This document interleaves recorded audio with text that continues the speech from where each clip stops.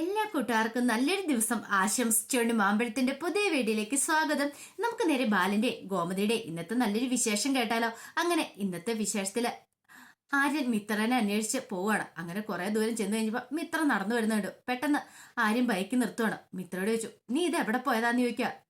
പെട്ടെന്ന് മിത്ര പറഞ്ഞു, അത് പിന്നെ ഞാൻ കൂട്ടുകാരിയുടെ ഒപ്പം ഊരുതണ്ടാനായിട്ട് ഇറങ്ങിയതായിരിക്കും അല്ലേ, എന്നാ നിനക്കൊന്ന് പറഞ്ഞു വിട്ടുകൂടെ, പറഞ്ഞിട്ട് പോയിക്കൂടെ, മനുഷ്യനെ വെറുതെ ടെൻഷൻ അടിപ്പിക്കാനായിട്ട്. പെട്ടെന്ന് മിത്ര പറഞ്ഞു, അത് പിന്നെ ഞാൻ നീ കൂടുതലൊന്നും പറയണ്ട, ഇവിടെ വീട്ടിലുള്ളതെല്ലാം വല്ലാത്ത ടെൻഷനില്ല, അപ്പോഴാണോ നീ ഇങ്ങനെ ചുറ്റി നടക്കണേന്ന് ചോദിക്കുക. ഇതിടെ മിത്ര പറഞ്ഞു, ഞാൻ കൂട്ടുകാരുടെ ഒപ്പം ചുറ്റിക്കറങ്ങാൻ പോയതല്ല, എന്നോടായതുകൊണ്ട് സത്യം പറയാന്ന് പറയാ. അല്ല എന്ത് പറയാനാ നീ, ഞാൻ മിഥുനെ അന്വേഷിച്ച് പോയതാന്ന് പറയാ. മിഥുനെ അന്വേഷിച്ച കൊള്ളാം, നല്ല കഥയായിപ്പോയി. നീ അവനെ അന്വേഷിച്ച് തന്നെ പോണം. അല്ല ചോദിക്കാനും പറയാനും ആരും ഇല്ലെന്ന് കണ്ടിട്ടാണോ നീ ഇപ്പൊ പോണേ? അതെ, ഞാൻ നിന്റെ ഭർത്താവാ, വല്ല ബോധം നിനക്ക് ഉണ്ടോന്ന് ചോദിക്കുക. ഇത് കേട്ടതും മിത്ര പറഞ്ഞു, എനിക്കറിയാം, അതിപ്പോ ആരും പറഞ്ഞില്ലേലും എനിക്കറിയാം ആര്യൻ എന്റെ ഭർത്താവാന്നുള്ള കാര്യം. ഇത് കേട്ടതും ആര്യം പിന്നൊന്നും മിണ്ടിയില്ല. പിന്നീട് മിത്ര പറഞ്ഞു, ഞാൻ പോയത് മിഥുനെ കാണാൻ മറ്റൊന്നിനും വേണ്ടിയിട്ടല്ല, അവന്റെ കയ്യിൽ നിന്ന് ആ സ്വർണം വാങ്ങാൻ വേണ്ടിയിട്ടാ. ആ സ്വർണം വാങ്ങി എന്റെ വീട്ടിൽ തിരികെ കൊടുത്താൽ മാത്രമേ എനിക്കൊരു സമാധാനം കിട്ടുള്ളൂ. അല്ലെങ്കിൽ വീണ്ടും ആ അലോക് ആരിനെ ഉപദ്രവിക്കാൻ വന്നിട്ടുണ്ടെങ്കിൽ അതെനിക്ക് സഹിക്കാൻ കഴിയില്ലെന്ന് പറയാം. ഇത് കേട്ടതും ആരും ചോദിച്ചു, എന്നിട്ട് സ്വർണം കിട്ടിയോ എന്ത് ചെയ്യുന്നു ചോദിക്കുക. പെട്ടെന്ന് മിത്ര പറഞ്ഞു, കിട്ടിയില്ല, അവൻ ദുബായിക്ക് പോയെന്നാ അറിയാൻ കഴിഞ്ഞെന്ന് പറയാം. നിന്നെ പോലും വണ്ടി അവിടെ പോയിട്ട് തിരികെ വന്നു, നിനക്ക് നാണമുണ്ടോ? ഇനി സ്വർണവും വെള്ളിയൊക്കെ അന്വേഷിച്ച് ഞാൻ പൊക്കോളാം, പറഞ്ഞു കേട്ടല്ലോ. നീ ഇനി ഇമാതിരി കാര്യമൊക്കെ ഒന്നും ചാടി ഇറങ്ങണ്ട, അതും വിശ്വസിച്ച് പോന്നിരിക്കുന്നു. അല്ലെങ്കിൽ നിന്നോട് പറഞ്ഞാലോ അങ്ങോട്ട് അന്വേഷിച്ച് പോവാനായിട്ട് കയറാൻ പറയാണ്. അങ്ങനെ മിത്രയും കൊണ്ട് വീട്ടിലേക്ക് വരുക. ഈ സമയം മുത്തശ്ശി കൃഷ്ണമംഗലത്തിന്റെ വാതൊക്കെ നിൽക്കുന്നുണ്ടായിരുന്നു. ആരിനും മിത്രയും കൂടെ വരുന്നുണ്ട്. ഇപ്പൊ മുത്തശ്ശിക്ക് ഭയങ്കര സന്തോഷമായി. ഈ ഒരു കാഴ്ച കാണാൻ മുത്തശ്ശി കുറെ ആഗ്രഹിച്ചിരുന്നതല്ലേ.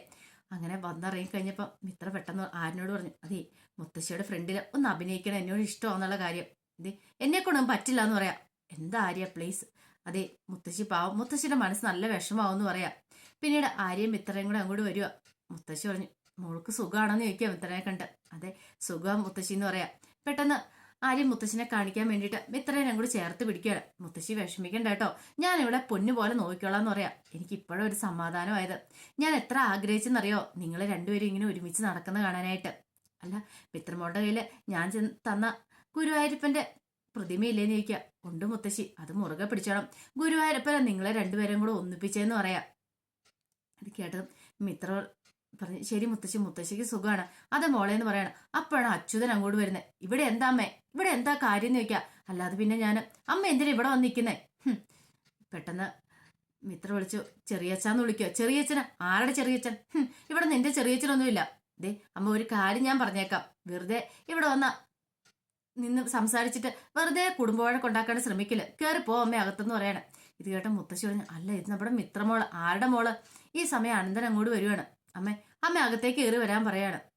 മിത്രയ്ക്ക് വല്ലാത്ത സങ്കടമായി. അങ്ങനെ മുത്തശ്ശിനെ വഴക്ക് പറഞ്ഞ് അവരങ്ങോട്ട് അകത്തേക്ക് ഏറ്റിക്കൊണ്ട് പോവാണ്. മിത്ര സങ്കടത്തോടു കൂടി അകത്തേക്ക് കയറി വരിക. ഈ സമയം ഗോമതിയും ബാലനും മീനാക്ഷിയും എല്ലാം കൂടെ ഇറങ്ങി വരികയാണ്. മിത്രയുടെ പെട്ടെന്ന് ഗോമതി ചോദിച്ചു, അല്ല മോളെ നീ ഇത് എവിടെയായിരുന്നു? അല്ല അമ്മ, ഞാനൊരു കൂട്ടുകാരുടെ വീട്ടില്. ബാലൻ പറഞ്ഞു, എവിടെയാളും കുഴപ്പമില്ല, പക്ഷേങ്കിൽ വീട്ടിലേക്ക് വിളിച്ചു പറയേണ്ട ഒരു മര്യാദ ഉണ്ടെന്ന് പറയാം. മീനാക്ഷി പെട്ടെന്ന് പറഞ്ഞു, അത് പിന്നെ അച്ഛാ അവൾക്ക് ഫോണില്ലല്ലോ, അതുകൊണ്ടാന്ന് പറയണം. പെട്ടെന്ന് ആനന്ദി ചോദിച്ചു, ഫോണില്ലേന്ന് ചോദിക്കുക. ഇല്ല. മീനാക്ഷി പറഞ്ഞു, അവളുടെ ഫോൺ അങ്ങോട്ട് തകർന്നു പോയായിരുന്നു, അവൾക്ക് ഫോണില്ല എന്ന് പറയണം. ഓ അതാണ് കാര്യമില്ലേ.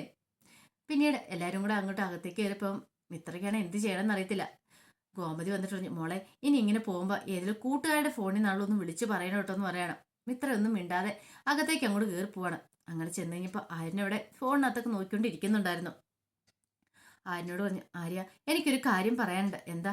അല്ല ആര്യന്റെ പരിചയത്തിലുള്ള ഏതെങ്കിലും ഷോപ്പ് ഉണ്ടോ എന്ന് ചോദിക്കുക. Mobile shop. എന്തിനാ? എനിക്കൊരു ഫോൺ വാങ്ങണമായിരുന്നു, എനിക്ക് പരിചയത്തിലുള്ള ഷോപ്പൊന്നും ഇല്ലാന്ന് പറയാം. അല്ലാതെ പിന്നെ ഞാൻ EMI ആയിട്ടാണ് പൈസ അടച്ചോളാം, എനിക്കൊരു ഫോൺ വേണം. വലിയ വിലയുടെ ഒന്നും വേണ്ട, ചെറിയ വിലയുടെ മതി, അത്യാവശ്യം വിളിക്കാൻ പറ്റുന്നൊരു ഫോൺ മതി എന്ന് പറയാം. ഇത് കേട്ട ആര്യം പറഞ്ഞു, എനിക്കെങ്ങും അറിയത്തില്ല, പിന്നെ EMI ഒക്കെ ഇട്ട് എടുത്തിട്ടുണ്ടെങ്കിൽ നീ എങ്ങനെ പൈസ അടയ്ക്കുമെന്ന് ഓർത്താ? EMI മുടങ്ങിയിട്ടുണ്ടെങ്കിൽ നീ എന്ത് ചെയ്യുന്നു ചോദിക്കാം.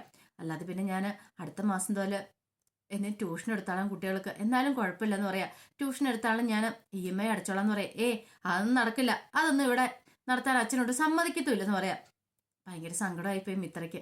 ഈ സമയത്താണ് കഥയെ മുട്ടുന്ന ശബ്ദം കേട്ടെ. ആരും പോയി കഥ തുറന്നു കഴിഞ്ഞപ്പോൾ ആനന്ദാണ്. ആനന്ദിന്റെ കയ്യിൽ ഒരു ഫോണും ഉണ്ടായിരുന്നു. ദേ മിത്ര, ഇതെന്റെ പഴയ ഫോണാ, ഇത് നല്ല ഫോണാ, ഒരു കുഴപ്പമില്ലാത്ത ഫോണാ. മിത്രയ്ക്ക് ഫോണില്ല എന്നുള്ള കാര്യം എനിക്കറിയില്ലായിരുന്നു. മിത്ര ഇത് വെച്ചോളാൻ പറയണം. മിത്രയ്ക്ക് വല്ലാത്ത സങ്കടം. വേണ്ട വേണ്ട ആനന്ദേട്ടാ, ആനന്ദേട്ടൻ്റെ കയ്യിൽ തന്നെ ഇരിക്കട്ടെ എന്ന് പറയാം. എനിക്ക് കുഴപ്പമൊന്നുമില്ല, മിത്ര വെച്ചോ. പെട്ടെന്ന് ആര്യനും പറഞ്ഞു, വേണ്ടാന്നേ, ഇപ്പൊ ഞങ്ങൾ ഫോണിനെ കുറിച്ച് സംസാരിച്ചുകൊണ്ടിരുന്നത്. ഇവൾക്കൊരു പുതിയ ഫോൺ വാങ്ങിക്കുന്നതിനെ കുറിച്ച്. ആനന്ദൻ അത് കൈ വെച്ചോളാൻ പറയണം. മിത്ര ശരിയാ. ഇത് കേട്ടത് ആനന്ദ് പറഞ്ഞു, എന്താ അങ്ങനെ പറഞ്ഞേ? ഞാൻ തന്നോണ്ടാണോ ഇഷ്ടപ്പെടാത്തെന്ന് ചോദിക്കുക. അങ്ങനെയൊന്നുമില്ല, എനിക്കറിയാം. അപ്പൊ ഞാൻ തന്ന ഇഷ്ടപ്പെട്ടില്ല, പഴയ ഫോൺ ആയതുകൊണ്ടായിരിക്കും അല്ലേന്ന് ചോദിക്കുക. ഇത് കേട്ടതും മിത്ര പറഞ്ഞു, അങ്ങനെയൊന്നും വിചാരിക്കില്ല ആനന്ദേട്ടാ. ആനന്ദേട്ടൻ അങ്ങനെ, ഞാൻ ആനന്ദേട്ടനെ അങ്ങനെ ഒന്നും കണ്ടിട്ടില്ല. ആനന്ദേട്ടൻ ഒരു കാര്യം ചെയ്യുക, ആ ഫോണും കൂടെ തരാൻ പറയണം. ആനന്ദ് പെട്ടെന്ന് പറഞ്ഞു, വേണ്ട, ഇനിയിപ്പോ ഇഷ്ടപ്പെടാതെ വാങ്ങിക്കണ്ടെന്ന് പറയാ. മിത്ര പറഞ്ഞു, ഇഷ്ടപ്പെടാതെ അല്ല, ഇഷ്ടപ്പെട്ടു തന്നെയാ, ആ ഫോണും കൂടെ താട്ട് എന്ന് പറയാ. ഈ സമയം ആര്യം പറഞ്ഞു, അതും കൊടുത്തേ ആനന്ദേട്ടാന്ന് പറയണം. അങ്ങനെ മിത്രയ്ക്ക് ഫോൺ കൊടുത്തു. മിത്രയ്ക്കാണ് എന്തെന്നില്ല സന്തോഷം. മിത്ര ഫോൺ നെഞ്ചോട് ചേർത്തിട്ട് പറഞ്ഞു, എനിക്ക് ഈ കുടുംബത്തിൽ വന്നതിന് ശേഷം ആദ്യമായിട്ട് കിട്ടുന്ന സമ്മാനമാണ് ഇത്. ഞാൻ പൊന്നുപാൾ സൂക്ഷിക്കും, ഒരിക്കലും കളയില്ല ആനന്ദേട്ടാ. എത്രയാന്ന് പറഞ്ഞാലും ആനന്ദേട്ടൻ നന്ദി ഫോണല്ലേ, ആദ്യമായിട്ട് കിട്ടിയ ഗിഫ്റ്റും അല്ലേ, ഞാനിത് ഒരു പോറൽ പോലെ ഏൽപ്പിക്കാൻ ഞാൻ സൂക്ഷിച്ചു വെക്കുമെന്ന് പറയാം. ഇത് കേട്ടത് ആനന്ദിനും ഭയങ്കര സന്തോഷമായി. ആനന്ദം കൂടെ ഇറങ്ങി പോവാണ്. ഈ സമയം ഗോമതിക്കാണെങ്കിലോ വല്ലാത്ത ടെൻഷൻ. ഗോമതി മീനാക്ഷിയോട് പറഞ്ഞു, എനിക്കറിയത്തില്ല മോളെ, വല്ലാത്ത ടെൻഷൻ തോന്നുന്നുണ്ട്, എങ്ങനെയായി തീരുമെന്ന് അറിയത്തില്ല. ദേ അമ്മേ, ഒരു കാര്യം ഞാൻ പറഞ്ഞേക്കാം, അമ്മയുടെ സ്ഥിരം ഡയലോഗ് പറയണ്ട, എല്ലാം ഞാൻ കാരണമാണ്. അല്ല അത് പിന്നെ ഞാൻ കൂടുതലൊന്നും പറയണ്ടെന്ന് പറയണേ.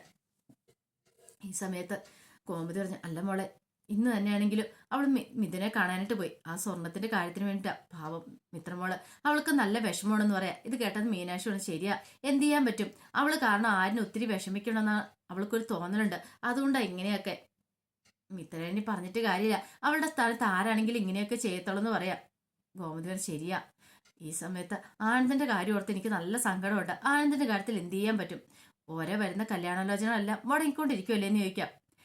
പെട്ടെന്ന് തന്നെ മീനാക്ഷി പറഞ്ഞു, അയ്യോ അത് പറഞ്ഞപ്പോൾ ഞാനൊരു കാര്യം ഓർത്തെ. എന്ത്? അല്ല, ഞങ്ങളുടെ ഓഫീസിലെ വീണാമാടം ഇല്ലായിരുന്നോ, വീണാമാടത്തിന്റെ മോൾക്ക് വേണ്ടിയിട്ട് ആനന്ദേട്ടനെ ഒന്ന് ആലോചിച്ചാൽ കൊള്ളാന്ന് വീണാമാടം പറഞ്ഞിട്ടുണ്ടായിരുന്നു. ഞാൻ ആ തിരക്കിനിടയ്ക്ക് അത് പറയാൻ മറന്നുപോയെന്ന് പറയാം. ആണോ? എന്നിട്ടോ? അല്ല, അതൊന്നും നമുക്ക് ആലോചിച്ച് നോക്കണം, നല്ല ബന്ധം അമ്മയെന്ന് പറയണം. ആഹാ, എന്നാ അത് കൊള്ളാലോ എന്ന് പറയണം. അങ്ങനെ അവരെ രണ്ടുപേരും കൂടെ സംസാരിച്ച് എത്രയും പെട്ടെന്ന് തന്നെ ആനന്ദിന്റെ കാര്യത്തിൽ ഒരു തീരുമാനം എടുക്കാൻ തന്നെ തീരുമാനിക്കുകയാണ്. പിന്നീട് കാണിക്കുന്ന മിത്രയ്ക്ക് ഫോൺ കിട്ടിക്കഴിഞ്ഞിട്ട് മിത്ര സിമ്മൊക്കെ എടുത്തിട്ട് ഇരിക്കുകയാണ്. അപ്പോഴാണ് ആനന്ദിന്റെ ഫോണിനകത്ത് പഴയ മെസ്സേജുകളൊക്കെ അതിനകത്തേക്ക് കയറി വരുന്ന സിം ഇട്ട് കഴിഞ്ഞപ്പോഴത്തേനും അങ്ങനെ ഓരോ മെസ്സേജ് കണ്ടുകൊണ്ടിരുന്നപ്പോൾ പെട്ടെന്ന് അങ്ങോട്ട് മീനാക്ഷി വന്നിട്ട് ചോദിച്ചു, എന്താ എന്താ അവിടെ ഒരു പരിപാടി എന്ന് ചോദിക്കും. അല്ല, ഞാൻ പിന്നെ അത് ആനന്ദന്റെ ഫോണിനകത്തെ മെസ്സേജൊക്കെ ഞാൻ സിം ഇട്ട് കഴിഞ്ഞപ്പോൾ മെസ്സേജൊക്കെ വന്നു, അതൊക്കെ കേൾക്കുമായിരുന്നു. അപ്പൊ ഏതോ പെൺകുട്ടിക്ക് അയച്ച മെസ്സേജും തിരിച്ചയച്ച മെസ്സേജൊക്കെ ഉണ്ട്. പെട്ടെന്ന് മീനാക്ഷി ഇങ്ങ് കാണിച്ചൊന്ന് കേൾക്കട്ടെ എന്ന് പറയണം. മീനാക്ഷി ഫോൺ വാങ്ങി, ഇതും കൊണ്ടൊരു സൂത്രമുണ്ട്, എല്ലാരും കേൾപ്പിക്കാന്ന് പറയണം. പെട്ടെന്ന് മിത്ര പറഞ്ഞു, വേണ്ട ഏട്ടത്തി, വേണ്ടാന്ന് പറയണം. അതെന്താ? നമ്മൾ ആനന്ദേട്ടന്റെ സ്വകാര്യതയല്ലേ, ഒരിക്കലും നമ്മൾ കൈകടത്തില്ലെന്ന് പറയാം. എന്തൊക്കെ ഒരു തമാശയല്ലേ മിത്രാന്ന് ചോദിക്കണം എന്ന് പറഞ്ഞ് ഫോണുമായിട്ടും കൂടെ പോയി കഴിഞ്ഞപ്പോൾ മീനാക്ഷി പുറകെ വേണ്ട, അത് നിങ്ങൾ തരാനും പറഞ്ഞുകൊണ്ട് മീനാക്ഷിയുടെ പുറകെ മിത്ര ഓടുവാണ്. അങ്ങനെ ഹാളിലേക്ക് ചെന്നപ്പോൾ ധർമ്മനും ആരിനും ഒക്കെ ഇരിക്കുന്നുണ്ട്. പെട്ടെന്ന് തന്നെ ആ ധർമ്മം എന്താ എന്താ കാര്യം ചോദിക്കുക. ഇത് കണ്ടോ, ഇതിപ്പം മിത്രയ്ക്ക് ആനന്ദേട്ടൻ കൊടുത്ത ഫോണാ. ഈ ഫോണിനകത്ത് ആനന്ദേട്ടന്റെ പഴയ കാമുകിക്ക് അയച്ച മെസ്സേജ് ഒക്കെ ഉണ്ടെന്ന് പറയണം. ഇത് കേട്ടതും ആര്യം പറഞ്ഞു, അതൊന്നും നമ്മൾ വായിക്കേണ്ട കാര്യമില്ലെന്ന് പറയാം. ധർമ്മം പറഞ്ഞു, ഇതൊക്കെ എല്ലാവരും ഒരു രസം എന്ന് പറയണം. മിത്ര പറഞ്ഞു, വേണ്ട വേണ്ട ചേച്ചി, അത് നോക്കണ്ടെന്ന് പറയണം. പക്ഷെ മീനാക്ഷി ഒന്നും കേട്ടില്ല. മീനാക്ഷി ഇത് പ്ലേ ചെയ്യണം. അങ്ങനെ അതിനകത്ത് കുറെ കാര്യങ്ങൾ പറഞ്ഞിട്ടുണ്ട്. നമ്മൾ രണ്ടും ഒരുമിച്ച് ജീവിക്കും, നമ്മളിങ്ങനെ പാറിപ്പറന്ന് നടക്കും എന്നൊക്കെ പറഞ്ഞുകൊണ്ട്. ഇതും കേട്ടോണ്ട ഗോമതി അങ്ങോട്ട് വന്നേ. ഗോമതിക്ക് ഭയങ്കര വിഷമമായിപ്പോയി. ഗോമതി പറഞ്ഞ് എത്രയും പെട്ടെന്ന് അവന്റെ കല്യാണം നടത്തണം. പിന്നീട് കുറെ മെസ്സേജും കൂടെ കേൾക്കുവാണ്. ഈ സമയം ബാലൻ അങ്ങോട്ട് വന്നു. ബാലൻ അത് കേട്ടു. ബാലന് വല്ലാത്ത വിഷമമായിപ്പോയി. കാരണം ആനന്ദിന് ഇത്രമാത്രം സ്വപ്നങ്ങളുണ്ടായിരുന്നു. എന്നിട്ടാണ് പാവം അവന്റെ ആ പ്രണയം താനായിട്ടാണ് തല്ലിക്കെടുത്തിയെന്നൊരു ചിന്തയൊക്കെ ബാലന്റെ മനസ്സിലുണ്ടാവുന്നുണ്ട്. പെട്ടെന്ന് ബാലൻ അങ്ങോട്ട് വന്നിട്ട് എന്താ എന്താ ഇവിടെ ഒരു ഒച്ചപ്പാടും വേണം നോക്കുക. അല്ല, അത് പിന്നെ കാര്യം എന്താന്ന് പറ. ആനന്ദേട്ടന്റെ ഫോണിനകത്ത് മെസ്സേജ് ഒക്കെ നിനക്ക് നാണമില്ലേ ഇങ്ങനെയൊക്കെ ചെയ്യാനായിട്ട്? ഒരാൾക്ക് അങ്ങനെ നല്ല സമയം ചീത്ത സമയമൊക്കെ ഉണ്ടാവും എന്നും പറഞ്ഞുകൊണ്ട് ഇങ്ങനെയൊക്കെയാണ് ചെയ്യേണ്ടതെന്ന് വെക്കുക. പെട്ടെന്ന് മീനാക്ഷി, അച്ഛൻ ഞങ്ങൾ അങ്ങനെയൊന്നും ഉദ്ദേശിച്ചല്ല, എങ്ങനെയാണെങ്കിലും ഇങ്ങനെയൊന്നും ഒരിക്കലും കാണിക്കാൻ പാടില്ല. കാരണം അവൻ അറിഞ്ഞിട്ടുണ്ടെങ്കിൽ അവന്റെ മനസ്സ് എത്രമാത്രം വേദനിക്കുമെന്നറിയോ. ആനന്ദിന്റെ ഒരു വിവാഹം ഞാൻ കുറെ ആലോചിച്ചു, പക്ഷെ ഒന്നും സെറ്റായിട്ട് വന്നില്ല. അതെന്റെ കുഴപ്പം കൊണ്ടായിരിക്കും, ചിലപ്പം എന്റെ സമയം ശരിയല്ലാത്തോണ്ടായിരിക്കും അവന് ഇങ്ങനൊരു വിവാഹം നടക്കാത്തെ. പക്ഷെ അതിന്റെ പേരിൽ നിങ്ങൾ ഈ കാണിക്കുന്നത് ക്രൂരത കേട്ടോ. അവൻ കണ്ടിട്ടുണ്ട് എത്രമാത്രം വേദനിക്കുമെന്നറിയോ. മറ്റുള്ളവരുടെ സങ്കടത്തില് നമ്മൾ കുത്തി നോവിക്കുകയല്ല ചെയ്യണ്ടേ, അറിയാലോ. അതുകൊണ്ട് ഇനി ഇങ്ങനത്തെ പരിപാടിയൊന്നും കാണിക്കില്ലെന്ന് പറഞ്ഞിട്ട് ബാലനും കൂടെ പോവാണ്. ഇത് കേട്ട് കഴിഞ്ഞപ്പോ ബാക്കി എല്ലാവർക്കും വിഷമമായി. അവര് മീനാക്ഷി ആണെങ്കിൽ ഇത്രയും ചിന്തിച്ചില്ല ബാലിൽ ഇങ്ങനെ പറയുമെന്നൊക്കെയുള്ളേ. അപ്പൊ അതിന്റെ വിശേഷങ്ങളൊക്കെയാണ് കണ്ടത്. ഇതിന്റെ ബാക്കി വിശേഷങ്ങളുമായിട്ട് വൈകുന്നേരത്തെ പ്രമോയി വരാട്ടോ. ഒരിക്കൽ കൂടി എല്ലാവർക്കും നല്ലൊരു ദിവസം ആശംസിച്ചോണ്ട് നിർത്തുന്നു. നന്ദി.